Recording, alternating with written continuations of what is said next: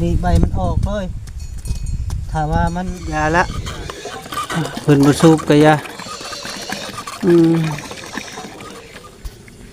เจ้าหาแบบนี้บ่ลูกเออเอา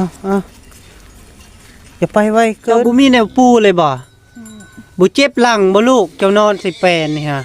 ถอกวันเดียวจวดขวดลงเลย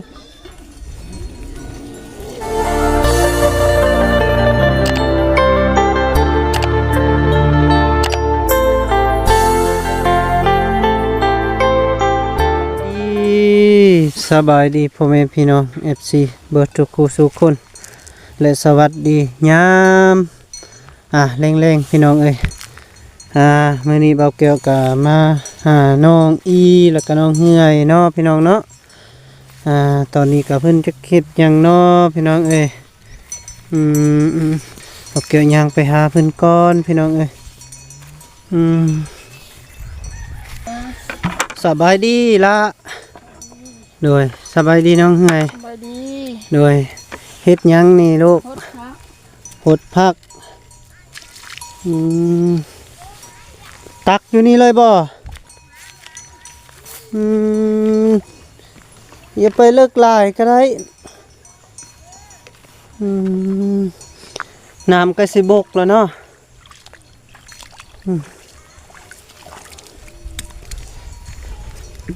โอ้พี่น้องเอ้ยหูจักความเนาะพี่น้องเอ้ยเด็กน้อยอันนี้นะพี่น้องเอ้ยหูจักว่าแรงประมาณ4 โมงแล้วก็พากันหดพักแล้วพี่น้องเอ้ยผู้อ้ายเป็นผู้หดเนาะผู้น้องเป็นผู้คนน้ำพี่น้องเอ้ยเป็นผู้ตักน้ำมาให้พี่น้องนี่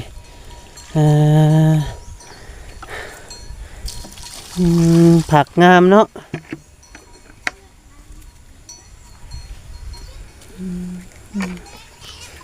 เป็นคนน้ำอีกบ่น้องอีเป็นผู้ไปตักน้ำมาให้น้องพี่น้องเนาะการ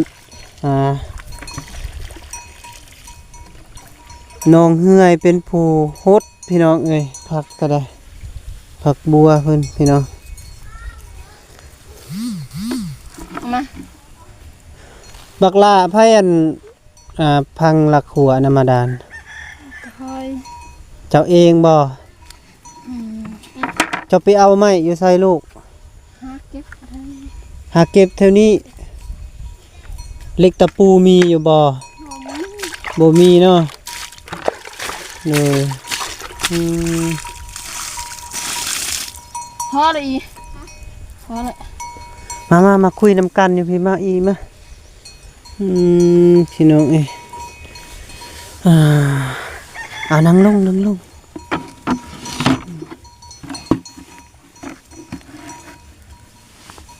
เจ้ากินข้าวละบ่นะกินแล้วข้าวเพลนนะกินข้าวกับหยังตับกับปลาได้ปลามาที่ไสกับปลาดองบาเลยเลี้ยงให้กับปลาบ่ปลากระป๋องโดยปลากระป๋องกับปลากระป๋องโมเมนต์กับปลาเด้อปลากระป๋องเนาะมื้อนี้ภายในมาหาเจ้าบ่มีไผเลยมาเลยบ่ยังบ่ทันมีไผมาหาเลยเนาะวานนี้น่ะมีเนาะเต็มเนาะเบิดมื้อเลยวานนี้เนาะมาพี่ข้าวสิไปนึ่งข้าวบ่ข้าวหาก็มาข้าวหากะมา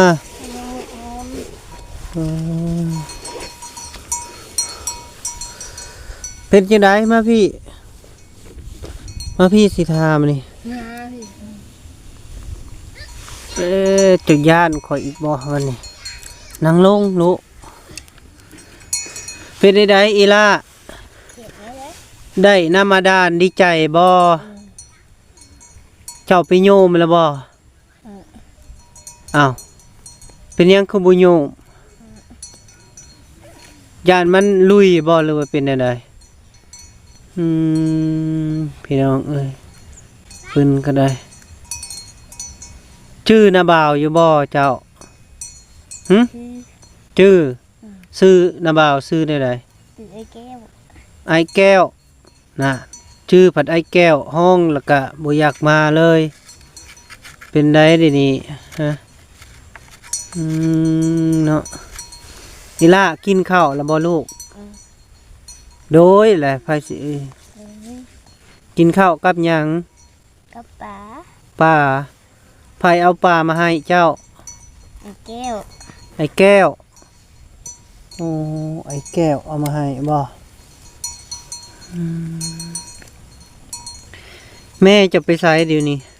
อยู่เที่ยง อยู่เที่ยงเราเฮ็ดหยังอยู่เที่ยง เดี๋ยวนะ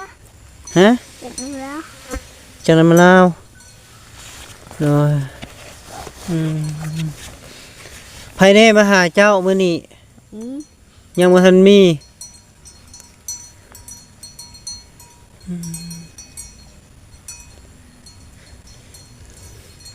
บ่เฮ็ดแบบนั้นลูกเสื้อมันสิขาดนะโอเคนั่งเป็นระเบียบเด้อมื้อหน้านะเพิ่นมาก็ได้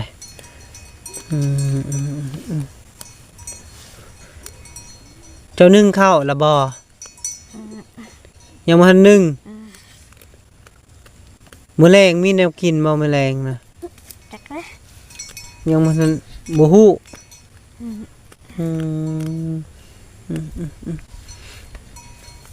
อีหล่านาบ่าวมาขอพักเจ้านี่ไดเจ้าสิให้บ่ให้บ่ อืม เจ้าสิให้จักโลให้แม่นาบ่าวเบิดเลยบ่ จักปะ เอาให้เบิดเลยบ่ฮะนาบ่าวสิมาเอาพักเจ้านี่ได อืม เจ้าเอาให้ค่อยบ่ อืม เอาให้หลายปานใดเบิดนานนี่เลยบ่อืม โอ้พี่น้องเอ้ยนาบ่าวยอกบ่เป็นหยัง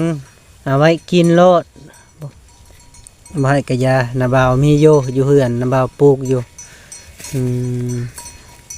นาบ่าวปลูกผักข้างเฮือนคือกันนั่นแหละคือเจ้าหั่นล่ะหักผักนาบ่าวจักสูงไดอันนี้ที่เจ้าบ่ได้ใส่ปุ๋ยบ่ อืม จีมอยู่บ่ผักนี่นะบ่ได้จีมเลยมีแต่โทษไปนาบ่าวพาจีมผักไปเฮาจีมนี่ไปเอาใหม่ครับนาบ่าวสิพาให้แต่เจ้าจีมผักเด้อ นี่นี่เดี๋ยวมันลม เด็ดออกให้มันลง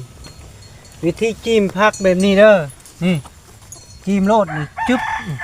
นี่เฮ็ดแบบนี้โลดนี่เอาดินนี่คูนขึ้นนี่เวลาหากมันแตกมันจะงามเด้อ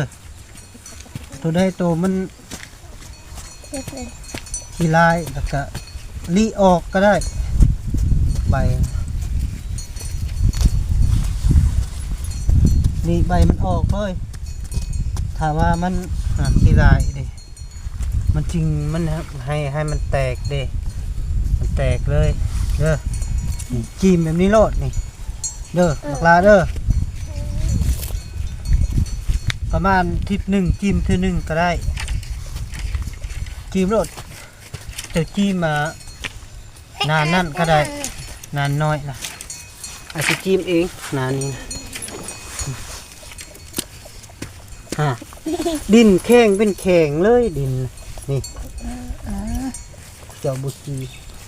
มันก็บ่งามมันเฮ็ดให้ผักน้ำมันดูดบ่ได้เด้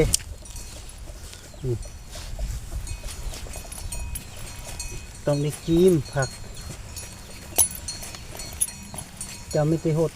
แล้วก็แน่นนะดินเป็นดินดาดเนาะเบิ่งน้ำบาสตัง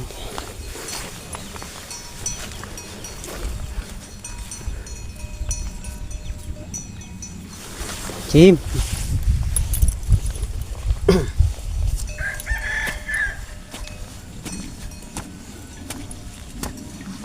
ถ้าเจ้ามีบอนตัดใหม่บ่มีบ่ใหม่นะ ไม่แบบไม่ใหญ่อะนะมีอยู่ดงที่เจ้าบ่ อันนี้ทำว่ารักน้อยนี้มาติว ไม่ติ้วเพราะว่าน้าบ่าวสิพาเฮ็ดหัวอันนะอ้อมน้ำมาดานไปเจ้า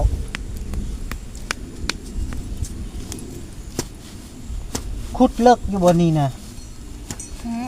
เข่งกันกันครับ แข็ง แข่งค่อยชีม ดินโพน ยืนโพนบ่นี่ชีมแล้วแล้วก็มื้ออื่นเอาขี้งัวมาโหยเด้อเอาขี้งัวโหยใส่คักเลยนี่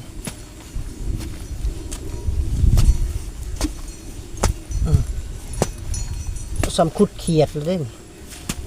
เนาะมันแข็งแต่เคยละ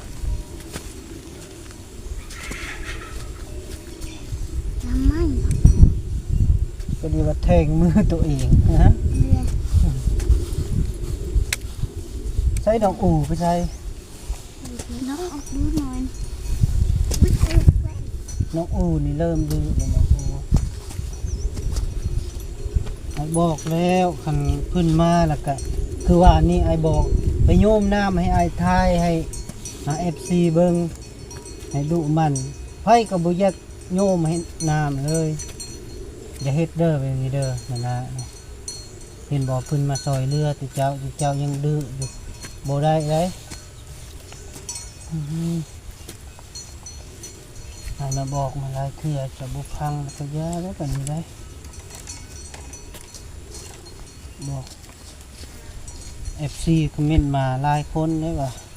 ติเจ้าน่ะดื้อว่ะ ต้นห้าอันนี้ห้า เพิ่นซอยเรือครับดื้อซอยยังบ่ได้มื้อหน้าเพิ่นสิบ่มาซอยติเจ้าอยากได้เทื่อเดียวบ่อาสิถามฮะ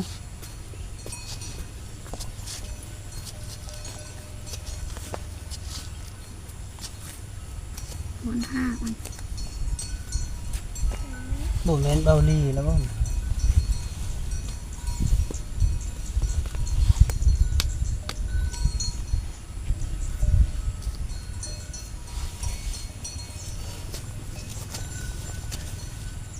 ไปจิ้มนานฮะไปจิ้ม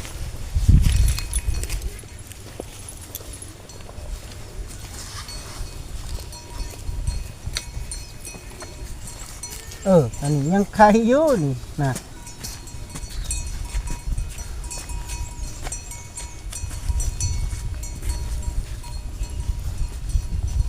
จะได้เศร้าคุณแล้วบ่น้ำนะยังคุณบ่ นี่อยากใส่นี่ สูบเลยเด้อสูบโยมทิมโลดบ่เป็นหยังถ้าว่ามันอันนั้นก็โยมให้มันจนมันใส่พุ่นแหละนี่ครับเจ้าจึงใส่ได้นะครับ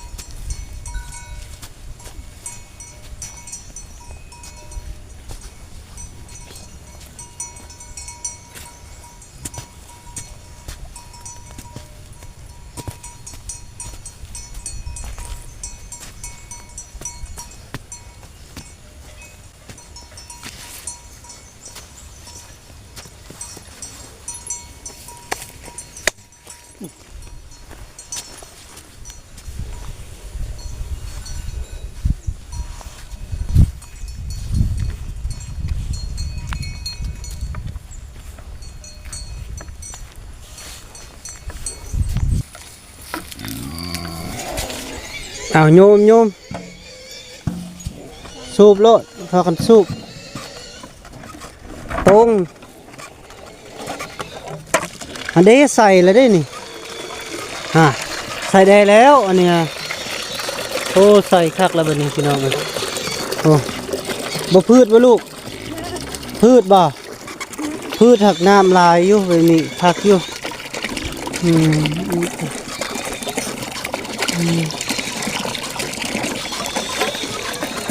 ให้น้องอี้ขึ้นไปสูบไปขึ้นลูกไป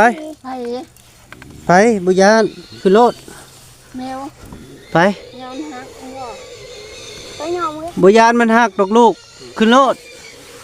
ลองมาดู เนี่ยตาย ยาละเพิ่นบ่สูบก็ยาหรือว่าน้องอีอยากไปตักน้ำอยู่พุ่นบ่ลูกคือบ่อยากสูบบ่ไปตักน้ำบนเก่าพุ่นบ่ คนแบบ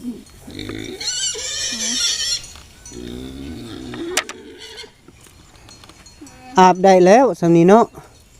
กับบุคุณปันใด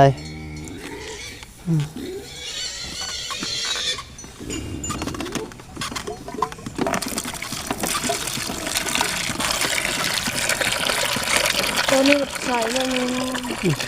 เอาเปลี่ยนกันโยมเปลี่ยนกันโยมเอาเจ้าขึ้นมานี่ผู้ใหญ่นี่คืออยู่กามใหญ่ๆนี่คือใส่แล้วพี่น้องน้ำสะดวกแล้ววันนี้เนาะ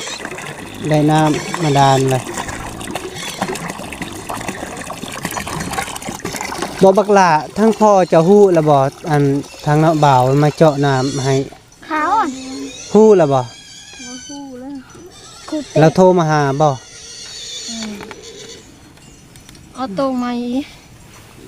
ตรงไปเรื่อยๆตรงไปเรื่อยๆสูบโลด งบ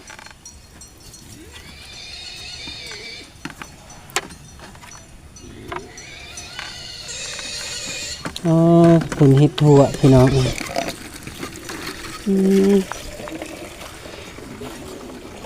เอาไว้ยังตอกเหล็กตะปูนี่บ่ฮะ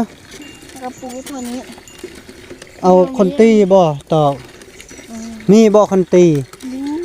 มีเนาะพี่น้องเหล็กตะปูเบิดบ่ฉันโอ้ กระปูทูบ เลย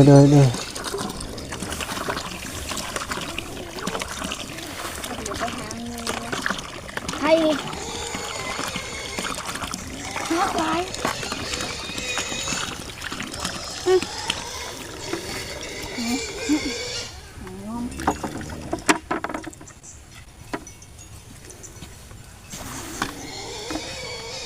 ลัก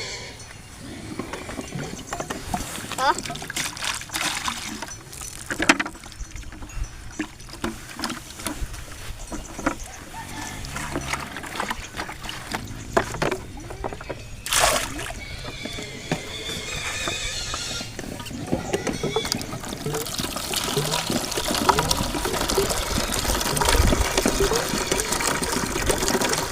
คุ้มมีหยังนะพื้นเห็ดคุ้มมีหยัง คุณบอกคุณขอ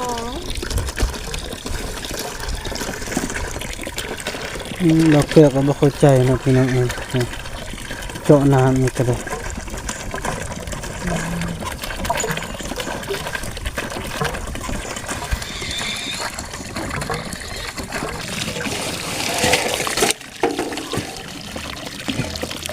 เจ้ามาตักน้ำบ่ลูกบ่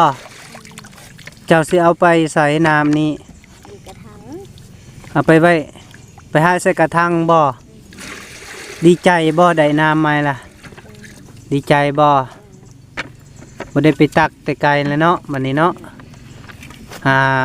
พากันเฮ็ดปลูกผักปลูกหญ้าก็ได้เนาะบัดนี้เนาะ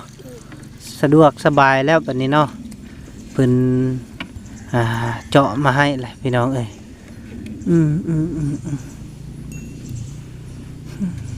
คือนิ้วใส่ เจ้าหาบได้บ่อน้ำซองขุเจ้าหาบได้บ่ได้บ่ ได้ โดยคันได้แล้วก็เจ้าหาบไป เอาออกสิตก เจ้าหาบแบบได้ลูกเจ้าหาบแบบนี้บ่ลูกเอาอย่าไปไวเกิน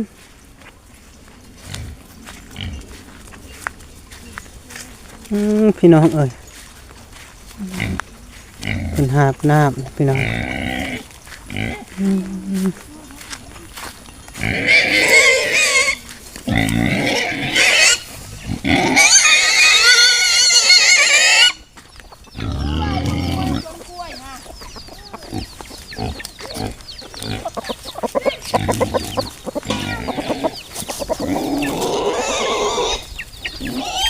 จะเอาไปใส่บัดนี้เอาไว้นี่บ่เจ้าสิปงอยู่นี่บ่ลูกอยู่พุ่นบ่เอาไปปงอ่ะโอ้พี่น้องเอ้ยตะกะบาเพิ่นถามมันยังถามก็ยังบ่ตอบบ่อยากได้นะพี่น้องเอ้ยน้องก็ได้ขนาดเบาแก้วมา 3-4 เทื่อก็ยังคือเก่านะพี่น้องเอ้ยเจ้าสิไปใส่ต่อลูกนั่งคุยน้ำอายเจ้านั่งนี่นะคุยน้ำอายอีล่ะเจ้านอนอยู่ไสลูกอยู่ไสไปให้อายสิขึ้นไปเบิ่งบ่อนเจ้านอนไปขึ้นไปไปพาอายขึ้นไป ว่าไป เอาขึ้นไปลูกไปบ่อนเจ้านอนน่ะอยู่ไสเอาขึ้นไปไปเจ้านอนอยู่นี่บ่ลูกใช้บอนเจ้านี่บ่บอนเจ้าพอบอนเพิ่นน่ะพี่น้องเอ้ยผ้าห่มพื้นเดียวน่ะบ่ผ้าห่มก็บางๆไปจับผ้าห่มไอ้น้ำบ่าวเบิ่งไปจับอันนึงไป ไป ไปจับก็ได้พื้นอายพี่น้องเอ้ยขนาดเบาแก้วมา4-5 เทื่อยังอายอยู่พี่น้องเอ้ยบ่อนน้องอีพี่น้องเอ้ยพี่ล่านอนผู้เดียวบ่โดยเลยโดยลูกโดยเนาะจะนอนอยู่นี่เลยบ่หนาวบ่ลูกหนาวเนาะตะกะบาบกะบอพี่น้องเอ้ยผ้าห่มบางๆเนาะพี่น้องเนาะบางๆแม่นยังอยู่ในกระเป๋าเจ้าบวงกินข้าวน่ะบ่โดยเลยลูกโดยเลยบ่อายเวลาน่ะบ่าวทำบ่อายเด้อบ่าวโลด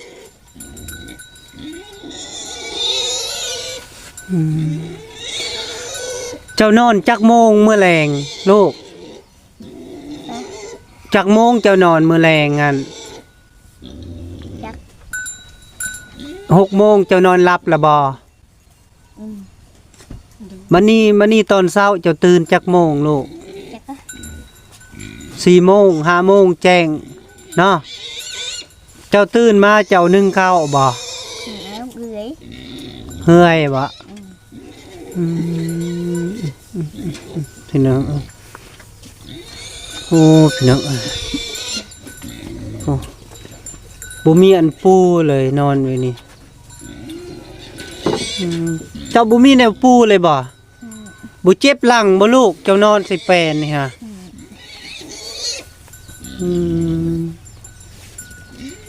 ตาสงสารพี่น้องบ่ได้เจ็บนอนปงแล้วก็หลับเงียบเลยเนาะทีละสะหัวอยู่บ่ลูกสะอยู่เนาะบ่มีเห่าติโดยแหละลูกโดยว่าโดยเนาะเว้าดังๆเนาะโดยเนาะโดยนะบ่าวเจ้าอยากได้หยังตอนนี้นะลูกฮะอยากได้ผ้าห่มบ่ผ้าห่มเสื้อปูเนาะพี่น้องให้ถามหยังก็มีแต่กับแล้วเป็นก็บ่ว่าเนาะพี่น้องเพิ่นก็ได้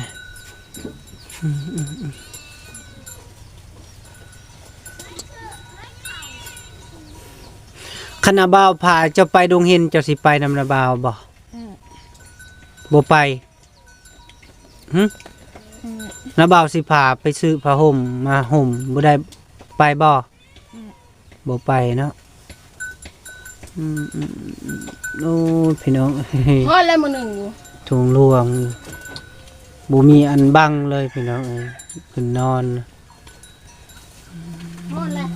ยามพ้นนี่พ้นตกพระแล้วเนาะเจ้านอน เปียกกันเนาะเจ้าเลยเอาได้แล้วนึ่งข้าวบ่ใส่ข้าวเจ้า นี่ มันบ่ลายอยู่บ่ ใช้ถ้วย 2 ถ้วย เอาเย็น เอาข้าวเย็นนำบ่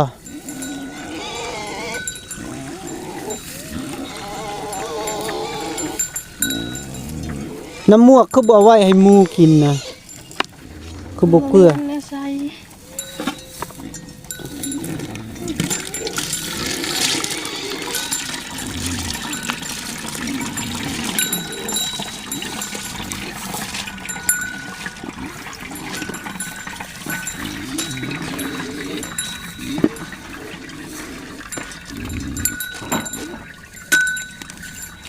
ก็บวยไปสิเอ๊ะก็บวย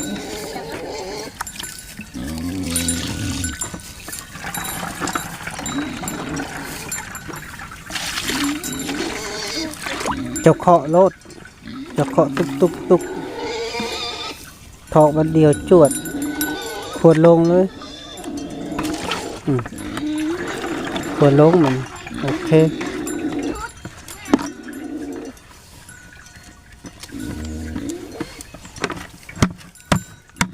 แม่จะไปใส่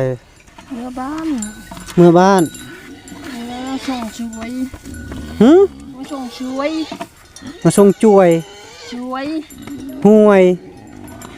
ร้อนถิ่น ส่งหยังก่อ ส่งช่วย สวยส่งสวยหรือว่าส่งจังหัน ส่งช่วย จ่วยในใดวะ เห็ดแล้วก็จอก ฮะ เห็ดเป็นกระจอก จ่วย นี่เราพูเขาอยู่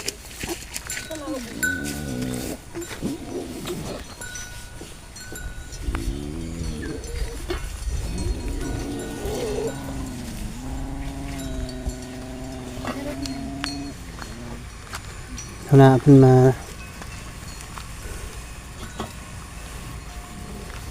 บ่ได้อุ่นบ่เขาน่ะ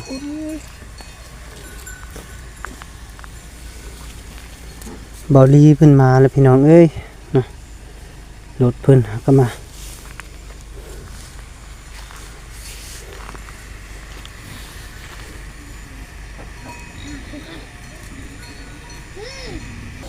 เฮ็ดหยังเจ้า หัวกระต่าย บ่วงกระต่ายเจ้าเคยได้บ่กระต่าย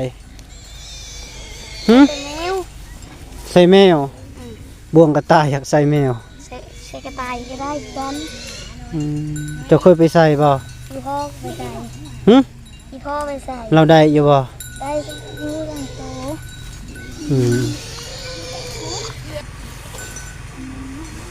คือนึ่งข้าวนึ่งน้ำนะพี่น้องสีแรงๆประมาณนี้ข้าวไหม้ข้าวอยู่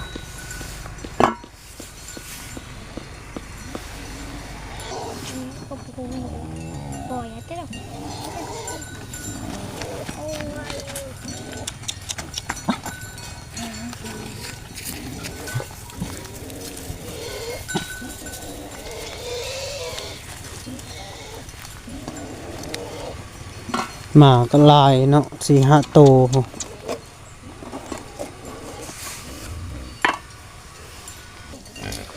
เนาะพี่น้องถือว่าผ่านการเบาแก้วมาหาน้องน้องอีกระดองเฮือยเนาะถือว่าผ่านการก็มาเบิ่งกับน้ำมาดานไม้ของเพิ่นเนาะพี่น้องเนาะแล้วก็เบิ่งเพิ่นสูบน้ำเนาะพี่น้องเนาะก็ถือว่าเฮียพ้อยพี่น้องเอ้ยต่อไปนี้เบาแก้วก็สิได้ขอตัวกลับพี่ก่อนเนาะพี่น้องเนาะถือว่าขอทาง FC อย่าเจ็บอย่าจนขออยู่ดีมีแห้งเด้อพี่น้องเด้อขอมีความสุขความเจริญเด้อพี่น้องเด้อขอบใจ